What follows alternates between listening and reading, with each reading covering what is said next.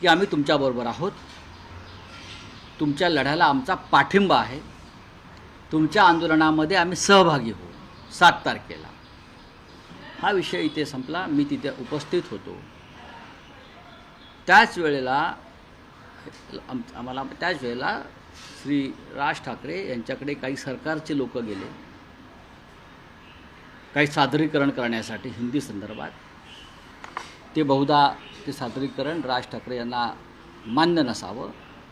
आणि त्याच वेळेला आम्ही आतमध्ये पत्रकार परिषद घेत असतानाच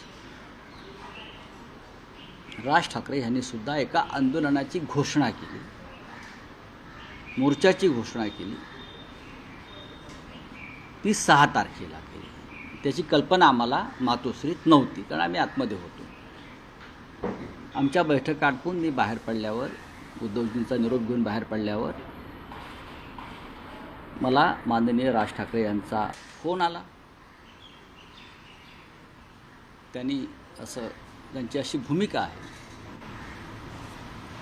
की आपण म्हणजे माननीय उद्धव साहेबांनी 7 तारखेला आंदोलन सुरू करायचं ठरवलं आहे आणि मी आत्ता 6 तारखेची घोषणा केली आहे.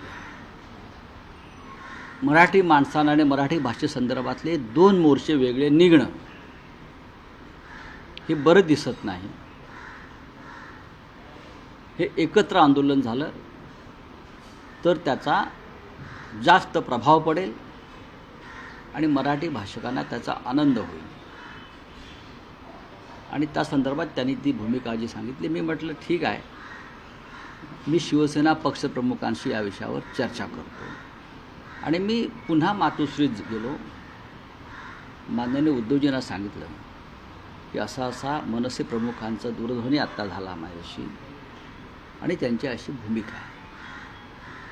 याच्यावरती कोणतेही आडेवेडे न घेता उद्धवजी असं म्हणाले की मराठी माणसाचं ऐक्य दिसणं हे गरजेचं आहे. आपण सगळी मराठी माणसं मराठी भाषेच्या वरील सक्तीविरोधात एकत्र आहोत, ही माझी भूमिका आहे. आणि माझ्या मनात वेगळा मोर्चा काढण्याची काहीही तशी भूमिका नाही. आपण अचानक ठरवलेला मोर्चा आहे, पण आपण 7 तारखेची तारीख यासाठी ठरवलेली आहे. 6 तारखेला आषाढी एकादशी आहे, रविवारी, आणि राज्यभरामध्ये आषाढीचा उत्सव असतो. माध्यमांवरती सुद्धा आषाढीचा उत्सव असतो. आपल्या आंदोलनाला मराठी माणसांपर्यंत थोडं पोचवणं अडचणीचं जाईल, कारण दिवसभर तुम्ही आषाढीचे कार्यक्रम दाखवणार आहात. तर म्हणून आपण 7 तारखेला घेतला आहे. एकत्र आपण जर करणार असू तर माझी काही अडचण नाही आहे या संदर्भात.